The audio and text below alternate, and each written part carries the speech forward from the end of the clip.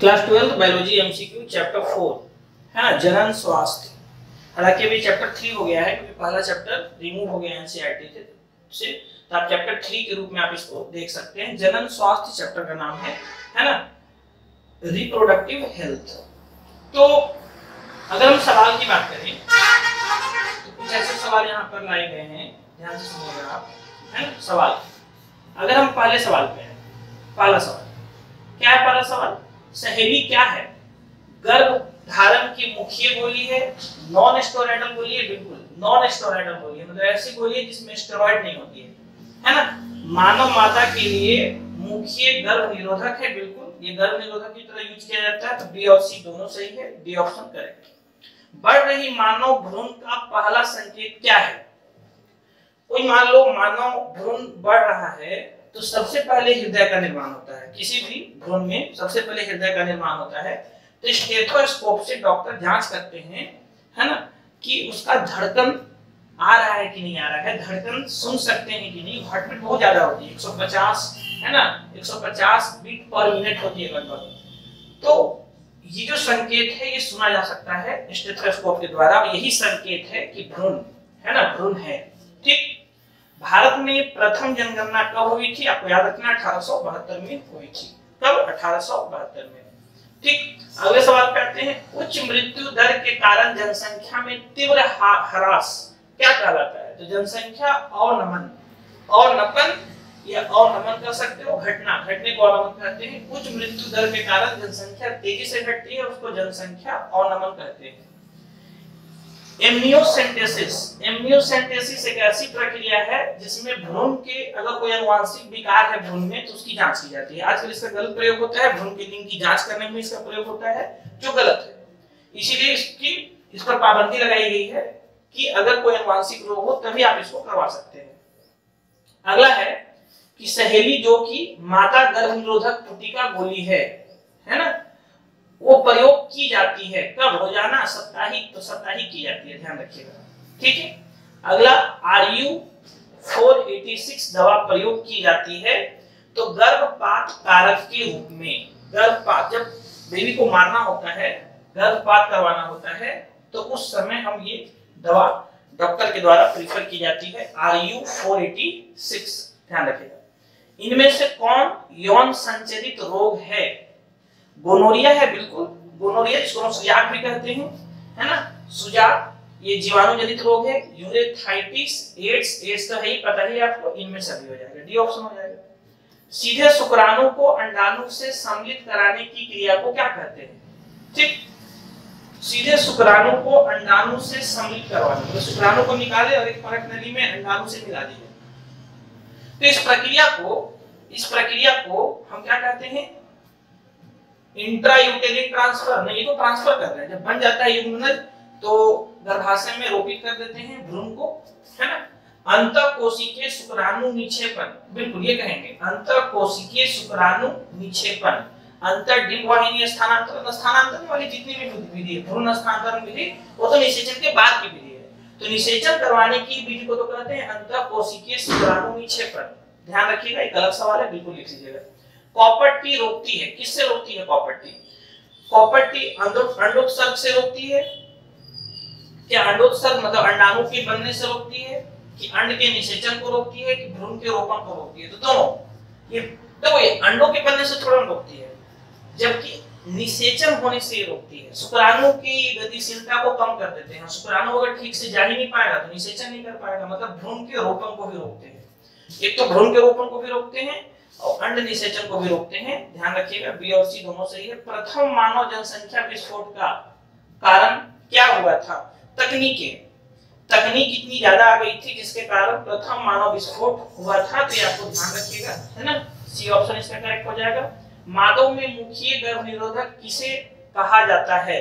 तो योनि में शुक्राणु का प्रवेश, निषेचन। मादा में मुख्य गर्भ निरोधक किसे कहा जाता है? अंडोत्सर्ग, योनि में शुक्राणु का प्रवेश, रोपण, निषेचन, अंडोत्सर्ग। की गलत, सवाल ही गलत है, ये सवाल ही गलत। मुख्य गर्भ निरोधक में तो गोली वोली का नाम होना चाहिए, निरोध वगैरह, ठीक है, ऑप्शन दे दिया है, तो ये गलत सवाल है। तो वेल गलत सवाल ही है, इसको छोड़ दीजिए।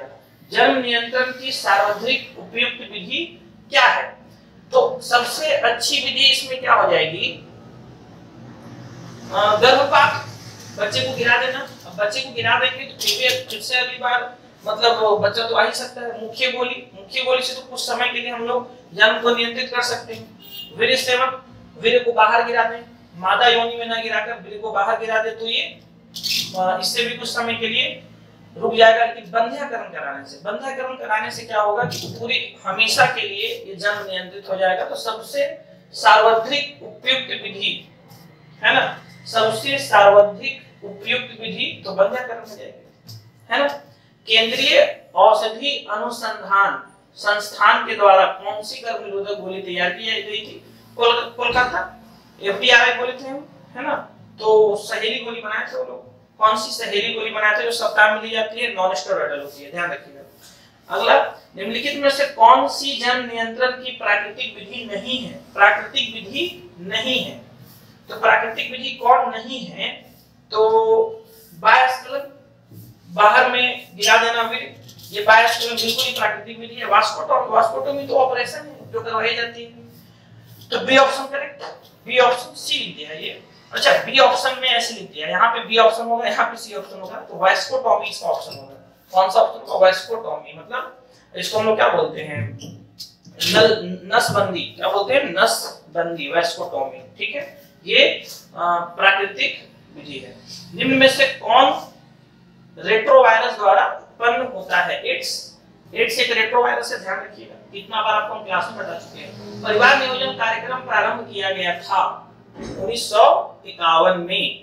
कब? 1951 में। जनसंख्या पर निबंध लिखा गया माल्थन के द्वारा। ये बात आप ध्यान रखिएगा, जनसंख्या पर निबंध लिखा गया माल्थन के द्वारा। जनसंख्या अधिक होने से प्रति व्यक्ति आय कम हो जाती है, ध्यान रखिएगा। जनसंख्या जितना ज्यादा होगा प्रति व्यक्ति आय कम हो जाएगी, प्रति व्यक्ति आयु कम हो जाएगी, प्रति व्यक्ति आयु ज्यादा हो जाएगी। जन साधारण का स्वास्थ्य अच्छा हो जाएगा। इनमें से सभी प्रति व्यक्ति आयु नहीं, आय लिख देंगे, प्रति व्यक्ति आय कम हो जाएगी, है ना। प्रति व्यक्ति आय कम हो जाएगी, जितने लोग बनेंगे लोगों में पैसों का बंटवारा होगा तो आय कम होगी। जनसंख्या का अध्ययन डेमोग्राफी, जनसंख्या का अध्ययन क्या कहलाता है? डेमोग्राफी, डी ऑप्शन, ध्यान रखिएगा। मानव जनसंख्या वृद्धि है। मानव जनसंख्या वृद्धि कैसी होती है? तो मानव जनसंख्या वृद्धि हमारे यहाँ जो एकदम एक्सपोनेंशियल हुई है, पहले धीरे-धीरे बढ़ी थी, फिर धीरे-धीरे स्थिर हुई थी, फिर अचानक से एक्सपोनेंशियल हो गई थी। एक्सपोनेंशियल समझ में आता है ना? सीधे-सीधे ऐसे बढ़ जाना, एकदम बहुत अचानक से बढ़ना और तेजी से बढ़ना को बोलते हैं एक्सपोनेंशियल। एक्सपोनेंशियल लिखना चाहिए, पोटेंशियल लिख दिया है, एक्सपोनेंशियल लिख दिया, एक्सपोनेंशियल होना चाहिए, एक्सपोनेंशियल वृद्धि, है ना, ध्यान रखिएगा। मानव द्वारा कौन सी सबसे बड़ी समस्या का सामना किया जा रहा है? जनसंख्या वृद्धि। सबसे ज्यादा अभी मानव के लिए जो सबसे बड़ी कारण बनी हुई है वह जनसंख्या वृद्धि सबसे बड़ी कारण। संतानोत्पत्ति नियंत्रण के क्या उपाय हैं? संतानोत्पत्ति नियंत्रण के क्या? मृदा प्रदन कहा जाएगा जी, गलत ऑप्शन है, डी काट दिया यहाँ से। डी मृदा प्रदन होगा ही नहीं, गलत चीज लिख दिया है। हार्मोनल विधियां, बिल्कुल हार्मोनल गोलियों के द्वारा हम ये काम कर सकते हैं। प्राकृतिक विधियां हो सकती हैं, यांत्रिक विधियां हो सकती है कि बाहर से हम कुछ कंडोम वगैरह, फेमिडोम वगैरह लगाया जाए। इनमें से सभी विधियां, ये सब संतानोत्पत्ति के नियंत्रण को रोकते हैं। मानव जनसंख्या वृद्धि को नियंत्रित करने के लिए चिकित्सीय विधि द्वारा वृषणों को हटा देना, वृषणों को हटा देना। अगर वृषण को ही हटा दिया गया है, वृषणों को ही हटा दिया गया है ना, मानव जनसंख्या वृद्धि को नियंत्रित करने के लिए चिकित्सीय विधि द्वारा वृषण का हटाया जाना, वृषण का हटाया जाना, ध्यान रखिएगा। हम केवल नस को काटते हैं, वास्ट डिफरेंस, नस को काटते हैं तब वास्कोटोमी। वृषण को ही हटा दिया गया, बधियाकरण कर दिया। क्या करते हैं? बधियाकरण, ध्यान रखिएगा, ठीक है। किसी खास समय एवं स्थान में किसी खास आबादी में मृत्यु की संख्या को कहा जाता है ना। किसी खास समय में एवं खास स्थान में खास आबादी में मृत्यु की संख्या को कहा जाता है। किसी खास जगह पर कोई खास आबादी नष्ट हो गई तो उस प्रक्रिया को हम माइग्रेटरी कहते हैं। क्या कहते हैं? माइग्रेटरी, माइग्रेट हो गया है। निम्न में से कौन सी जन्म नियंत्रण युक्ति स्त्री द्वारा उपयोग नहीं की जाती है? तो डायफ्राम किया जाता है, मुख्य गोली किया जाता है, निरोध नहीं किया जाता है। निरोध तो कंडोम हो गए, कंडोम पुरुष लोग यूज करते हैं। जन्म पूर्व भ्रूण को जांचने की विधि जन्म से पहले ही वो नर है कि मादा है उसकी जांच करने की प्रक्रिया एम्ब्रियोसेंटेसिस कहलाएगी। परक नली शिशु का एक तकनीक है जिसमें परक नली शिशु एक तकनीकी है जिसमें अंडवाहिनी से युग्मनज लेकर संवर्धित किया जाता है और फिर इसे रोपित करते हैं कि अंडाणु लेकर फिर इसमें निषेचित कराकर रोपित करते हैं। बिल्कुल, पहले अंडाणु लेते हैं, अंडाणु में निषेचन करवाते हैं, निषेचन करवाने के बाद उसको रोपित करते हैं। ठीक है, युग्मनज थोड़ा लेते हैं, अंडाणु लिया जाता है, ध्यान रखिएगा। सी ऑप्शन, शुक्राणु और अंडाणु का संलयन होता है, फिर युग्मनज का विकास परक नली में होता है। नहीं, युग्मनज का विकास परक नली में नहीं करवाएंगे, युग्मनज को डाल देंगे फिर से वापस माता में, है ना, या तो माता के डिंबवाहिनी में डालेंगे या उसके गर्भाशय में डालेंगे। ठीक, अगर गर्भाशय में डालेंगे तो गर्भाशय ट्रांसफर कहते हैं, अंडवाहिनी में डालेंगे तो फ्लोपियन ट्रांसफर कहते हैं, ध्यान रखिएगा। तो बी ऑप्शन, अंडाणु लेकर फिर इसे निषेचित कराकर रोपित करते हैं। गर्भ निरोधक कुटिका में प्रोजेस्टेरोन अंडोत्सर्ग को रोकता है। बिल्कुल, अंडोत्सर्ग को घटाने का काम करता है प्रोजेस्टेरोन हार्मोन, याद रखिएगा, बड़ा इंपॉर्टेंट सवाल है। जन्म नियंत्रण की एक विधि क्या है? जन्म नियंत्रण जीआईएफटी, तो आईवी, ये क्या बोलते हैं, पात्र निषेचन, है ना, पात्र निषेचन का ही एक पार्ट है।